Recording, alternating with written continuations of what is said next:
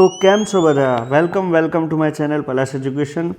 આજે આપણે જોઈશું યુનિટ ડિજિટ કે જે 1 માર્ક્સનો ક્વેશ્ચન છે, આવનારી પરીક્ષામાં પૂછાઈ શકે છે સીસી અને પીએસઆઈમાં. તો એના કેટલાક એક્ઝામ્પલ છે, અહીંયા જોઈશું. પહેલો જે એક્ઝામ્પલ આપેલો છે કે 578, 712, 933 અને 809નો જે સરવાળો થાય એનો એકમનો અંક કેટલો થાય છે એવું પૂછેલો છે. તો એકમનો અંક શોધવા માટે દરેક સંખ્યાનો અહીંયા છેલ્લો આંકડો લઈ લો. તો અહીંયા તમે જોઈ શકો છો 8 + 2 + 3 + 9. આનો જે જવાબ આવશે એનો છેલ્લો જે આંકડો છે જમણી બાજુનો કે જેને યુનિટ ડિજિટ કહીએ છીએ એ જ જવાબ આવશે. 8 ને 2 10 ને 3 13 ને 9 22. તો અહીંયા એકમનો અંક આવે છે છેલ્લે 2, માટે આપણો જવાબ આવશે ઓપ્શન નંબર 4, જવાબ આવશે 2. આગળનો એક્ઝામ્પલ જોઈએ છે કે 58, 71, 93 અને 47નો એકમનો અંક કેટલો? તો અહીંયા જુઓ, છેલ્લો યુનિટ ડિજિટ જોઈ લો. 8 આવેલો છે, 1 આવેલો છે, 3 આવેલો છે અને 7 આવેલો છે. આનો એકમનો અંક કહેલો છે. તો શું કરવાનું? તમારે જે એકમનો અંક છે એનો ગુણાકાર કરતા જવાનો. અહીંયા 8 × 1 એટલે તમે લખશો 8.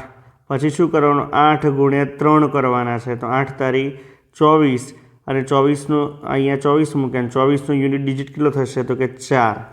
તો આ 4 અને આ 7નો ગુણાકાર કરો. 7 × 4 = 28 અને એનો યુનિટ ડિજિટ કેટલો થશે? 8. માટે આપણો આન્સર આવશે ઓપ્શન નંબર 2, જવાબ આવશે આપણો 8. ત્રીજા એક્ઝામ્પલની વાત કરીશું કે 1 થી લઈને 99 સુધીનો ગુણાકાર આપેલો છે, એનો એકમનો અંક કેટલો થાય છે? તો તમે જોઈ શકો છો 1 × 2 × 3 × 4 × 5 એમ છેક 99 સુધી આપણને આપેલું છે અને એકમનો અંક છે શોધવાનો છે. તો અહીંયા તમે આ એક્ઝામ્પલની અંદર સીધું આ રીતના કરી શકો છો કે દરેક સંખ્યાનો ગુણાકાર કરવાની જરૂર નથી. જો તમને અહીંયા દેખાતું હોય તો આ 2 આપેલા છે અને અહીંયા 5 આપેલા છે. 5 દૂની થશે 10 અને પછી 10નો ગમે તેટલી સંખ્યા વડે ગુણશો, એકમનો અંક હંમેશા આવશે 0, યુનિટ ડિજિટ. માટે ઓપ્શન નંબર 1 એ 0 આપણો જવાબ સાચો છે. આગળના એક્ઝામ્પલની વાત કરીએ કે 1, 3, 5, 7 એમ એકી સંખ્યાઓનો 1 થી લઈને 999 સુધી આપેલું છે, એનો એકમનો અંક કેટલો છે? તો તમે અહીંયા જોઈ શકો છો એક પણ બેકી સંખ્યા આપેલી નથી, મતલબ 2, 4, 6 નથી. તો અહીંયા ખાલી જોવાનું છે એકી સંખ્યાઓમાં 5 આપેલું છે અને 5ને ગમે તેટલી સંખ્યાઓ અને ગમે ત્યાં સુધી ગુણાકાર કરો, એકમનો અંક હંમેશા 5 જ આવશે. માટે આ એક્ઝામ્પલની અંદર તમે ડાયરેક્ટ જવાબ કહી શકો છો ઓપ્શન નંબર 1, જવાબ આવશે આપણો 5. આગળ આપેલું છે કે 8 ફેક્ટોરિયલનો એકમનો અંક કેટલો? તો 8 ફેક્ટોરિયલ, મિત્રો યાદ રાખો, ફેક્ટોરિયલ એટલે શું થયું? અહીંયા આપેલું છે 8 ફેક્ટોરિયલ. એનો મતલબ એ થયો કે પ્રાકૃતિક સંખ્યા 1 થી લઈને સંખ્યા છેલ્લી 8 સુધી ગુણાકાર કરવાનો છે. 8 ફેક્ટોરિયલ એટલે 8 × 7 × 6 × 5 × 4 × 3 × 2 × 1. 8 ફેક્ટોરિયલ કહેવાય. આ ગુણાકાર થયો. તો આની અંદર તમે અહીંયા દેખાય છે 5 પણ દેખાય છે અને 2 પણ દેખાય છે. 5 દૂની થશે 10, માટે એકમનો અંક આપણો આવશે 0. આ પ્રમાણેનો એક્ઝામ્પલ આગળ જોયેલો છે. ઓપ્શન નંબર 1 આવશે 0. એક્ઝામ્પલ છે કે 1 ફેક્ટોરિયલ, 2 ફેક્ટોરિયલ, 3 ફેક્ટોરિયલ એમ 99 ફેક્ટોરિયલ સુધીનો સરવાળો આપેલો છે અને એનો એકમનો અંક કેટલો થાય? તો અહીંયા જુઓ તમે કે 1 ફેક્ટોરિયલ એટલે થશે 1, 2 ફેક્ટોરિયલ એટલે 1 × 2 એટલે કે 2, 3 ફેક્ટોરિયલ એટલે 1 × 2 × 3 એટલે 3 દૂની 6 × 1 એટલે 6, 4 ફેક્ટોરિયલ એટલે 1 × 2 × 3 × 4 તો 4 તારી 12 દૂના 24 × 1 એટલે કે 24 થશે. 5 ફેક્ટોરિયલ એટલે 1 × 2 × 3 × 4 × 5 તો 5 × 4 = 20, તારી 60 દૂ 120 × 1 એટલે 120 થશે. હવે 6 ફેક્ટોરિયલ એટલે 1, 2, 3, 4, 5 અને 6. હવે અહીંયા જુઓ તમે, 1 ફેક્ટોરિયલ એટલે 1 આવી ગયા, 2 ફેક્ટોરિયલ એટલે 2 આવી ગયા, 3 ફેક્ટોરિયલ એટલે 6 આવી ગયા, 4 ફેક્ટોરિયલ એટલે 24 આવી ગયા, 5 ફેક્ટોરિયલની અંદર 2 આવી ગયા અને અહીંયા 5 આવી ગયા. 2 × 5 = 10 થાય એટલે છેલ્લો આંકડો 0 આવ્યો. તો 6 ફેક્ટોરિયલની અંદર પણ 2 આવી ગયા, 5 આવી ગયા એટલે છેલ્લો આંકડો એકમનો અંક 0 જ આવશે. 5 ફેક્ટોરિયલ પછી તમે ગમે તેટલા ફેક્ટોરિયલ કરો, એકમનો અંક છેલ્લો 0 જ આવશે. આપણને 1 ફેક્ટોરિયલથી લઈને ગમે તેટલા ફેક્ટોરિયલ સુધી કરો, 4 ફેક્ટોરિયલ સુધીનો જ જવાબ ગણવાનો છે. માટે આપણો જવાબ આવશે 1 + 2 + 6 + 24, 24 ને 36 ને 32 ને 33. માટે આપણો એકમનો અંક થશે 3, ઓપ્શન નંબર 3. આગળ એ રીતના તમે કરી શકો છો. આગળનો એક્ઝામ્પલ છે કે 237 321 ઘાતનો એકમનો અંક કેટલો થાય? તો એકમનો અંક શોધવા માટે તમારે શું કરવાનું છે? 237 321 કોઈપણ સંખ્યા આપેલી હોય પાવર અને એક્સપોનન્ટમાં અને એનો એકમનો અંક શોધવો હોય, સૌથી પહેલાં તમારે અહીંયા ખાલી એકમનો અંક જ જોવાનો છે. 23 સાથે કોઈ લેવા દેવા નથી. 7 321 ઘાત કરવાની છે, તો અહીંયા 7 321 ઘાત. પછી શું કરવાનું છે? પછી આગળ તમારે ગમે તેટલી ઘાત આપેલી હોય, એક સંખ્યા, બે સંખ્યા, ત્રણ સંખ્યા, ચાર સંખ્યામાં, અહીંયા 321 ત્રણ આંકડામાં આપેલી છે, અહીંયા છેલ્લા બે આંકડા જોવાના છે 21. તો આ 21ને 4 વડે તમે ભાગશો તો 4 પંચા 20. શેષ કેટલી વધી? તો શેષ 1 વધી. તો તમારે અહીંયા લખવાનું છે 7 ઘાત અને જવાબ તમારો આવશે 7. એ જ તમારો એકમનો અંક કહેવાશે. ઓપ્શન નંબર 4 જવાબ આવશે તમારો 7.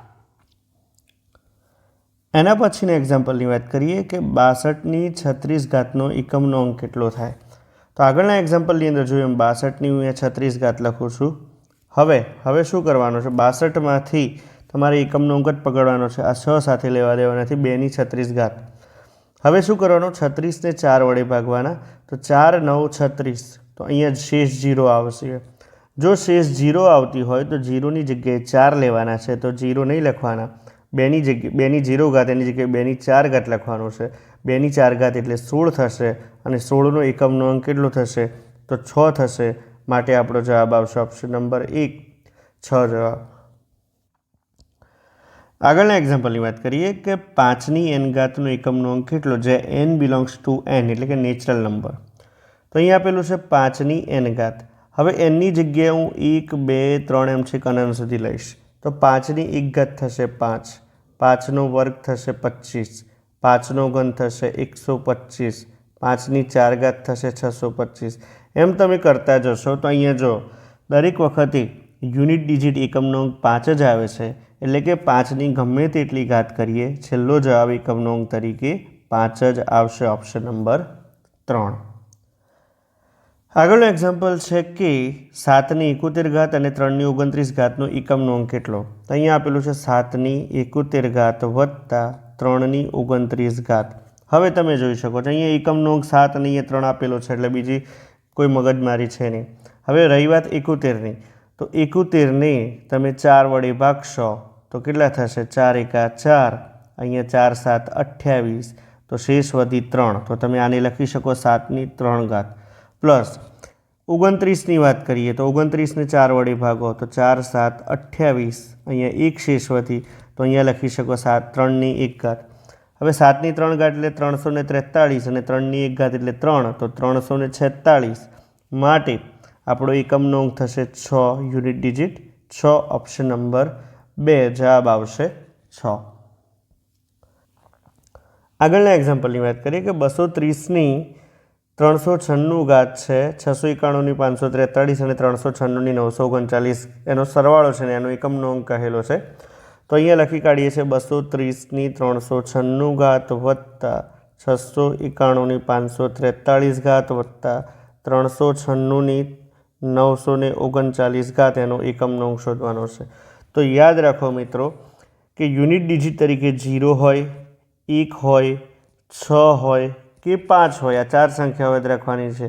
યુનિટ ડિજિટ તરીકે 0 હોય, 1 હોય, 5 હોય કે 6 હોય, એની ગમે તેટલી ઘાત કરીએ જવાબ એ સંખ્યા પોતે આવશે. અહીંયા 230માંથી લેવાનું છે 0ની 396 ઘાત એટલે 0 જ આવશે જવાબ.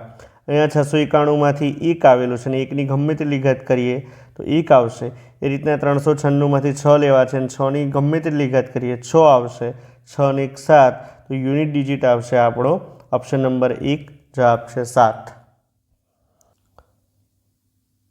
આગળનો એક્ઝામ્પલ આપેલો છે કે 37ની 13 ઘાત અને પછી કૌંસ આપેલો છે અને એની 11 ઘાતનો એકમનો અંક કેટલો? તો તમે બે રીતના કરી શકો છો. 13 અને 11નો ગુણાકાર કરી અને 4 વડે ભાગણ જે છે છાવી પ્રમાણે. અને એમ ના કરવું હોય તો 37ની 13 ઘાત અને એની કૌંસ આપેલો છે તો આ રીતના લખી શકો 13 ગુણ્યા 11. હવે શું કરવાનું છે? અહીંયા લેવાના છે 37 એટલે ખાલી 7 લેવાના છે. 13ને 4 વડે ભાગો ને 11ને 4 વડે ભાગો, કેટલી શેષ આવશે? અહીંયા 4 તારી 12 અને અહીંયા શેષ વધી 1 ગુણ્યા અહીંયા 4 દૂની 8 અને શેષ વધી 3. તો આ રીતના લખી શકો છો 7ની 3 એકા 3 ઘાત. 7 ની 3 ઘાત એટલે 343. તો ઓપ્શન નંબર 4 કે જે જવાબ આપેલો છે આપણને. આ સિવાય પણ જો તમને કોઈ એક્ઝામ્પલ એવા કોમ્પ્લિકેટેડ લાગતા હોય તો તમે કોમેન્ટ બોક્સમાં મૂકી શકો છો. એનું સોલ્યુશન હું તમને આપીશ. Thank you very much.